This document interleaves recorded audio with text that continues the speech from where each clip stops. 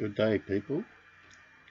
I thought I would give a video. It's been a while since I've shared a video, and this is a video on the devotion taken from With Love to the World, a product of the Uniting Church in Australia. And they had Jonah 1 verses 1 to 11 as its passage for reading. And I better read that passage out so we know what we're looking at.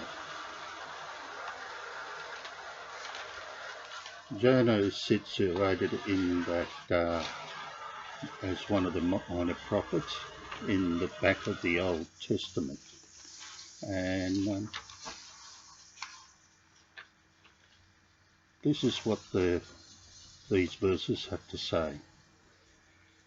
Now the word of the Lord came to Jonah, son of Amittai, saying, Go at once to Nineveh, that great city, and cry out against their wickedness has come up before me. But Jonah set out to flee to Tarshish from the presence of the Lord. He went down to Joppa and found a ship going to Tarshish. So he paid his fare and went on board to go with them to Tarshish, away from the presence of the Lord. But the Lord hurled a great wind upon the sea, and such a mighty storm came upon the sea that the ship threatened to break up. Then the mariners were asked, and each cried to his God. They threw the cargo that was in the ship into the sea, to lighten it for them. Jonah, meanwhile, had gone down into the hold of the ship, and had laid down, and was fast asleep. The captain came and said to him, What are you doing sound asleep? Get up, call on your God.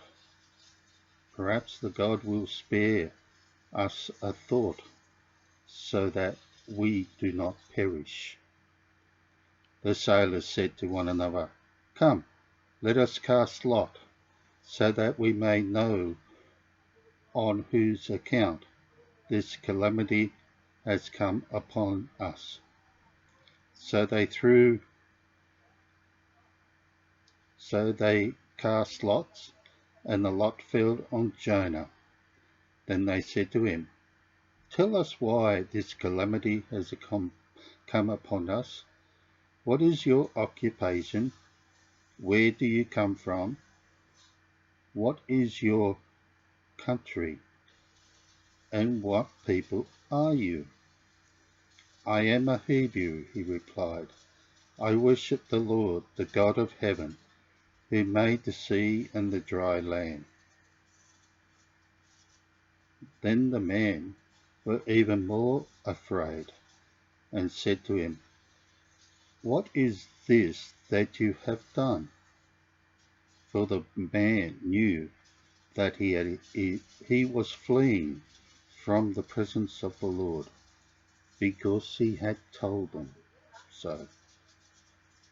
Then they said to him, What shall we do to you, that the sea may quiet down for us? For the sea are growing more and more tempestuous. These are my thoughts in reference to that passage. Jonah, son of Amittai, had an encounter with the Lord. He received a message to give to the inhabitants of Nineveh. Short, simple, sweet. He had to go from where he was, to Nineveh, deliver the message for the Lord. Nothing more than that. What struck me was their wickedness rose like a fragrance before the Lord. This indicates there is a level of wickedness filtered into the Lord's presence. It is a strange concept to meditate on as it centers on time-relatedness. The Lord acted upon the wickedness of Nineveh by delivering a warning through Jonah. Jonah just wanted to run away from this task. One interesting theology point is that Jonah believed the Lord was a territorial God, for he activated his response by going to Tarshish. If only I escaped to another land, then I would not be in the presence of the Lord. This is a falsehood. Hope that Jonah experienced. Aboard a boat sailing to Tarshish, away from Nineveh, I will be safe and hidden from the Lord.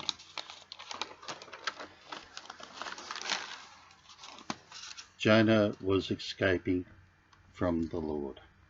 That is what he was thinking. He felt comfortable and was sleeping. We occasionally do the same thing, seeking to escape by going in the opposite direction or from the presence of the Lord. We do not want our comfort to be disturbed. Okay, Jonah is aboard the boat and asleep. The crew, however, is doing battle against a very strong and powerful sea storm. This is far from normal to what they usually experience. The crew were religious. They cried to their God for assistance, but to no avail. After scouting their option, they turned to the passenger, Jonah. They discovered Jonah asleep, unaware of the tempest storm. The captain of the vessel implored Jonah to call on his God so as not to perish. In order to know who is causing this calamity, the crew took to voting by casting lots. It fell upon Jonah. This calamity was caused by the consequences of a person in disobedience to his God. Jonah was questioned and to explain his circumstances of joining the boat. The crew came to understand that Jonah was escaping from the presence of the Lord. This is the reason for the crew experiencing the tempest storm. The crew and their predicament needed resolution. What happened next solves the crew's situation. The Lord has a rescue plan to bring Jonah back to Nineveh to proclaim the message of deliverance from their wickedness. The story is for another time, to hear and to listen. It's a strange place to end the story at that point, waiting in expectation of the hope, the crew, safety to be experienced. And we'll get to find that out in the next chapter, in the following verses.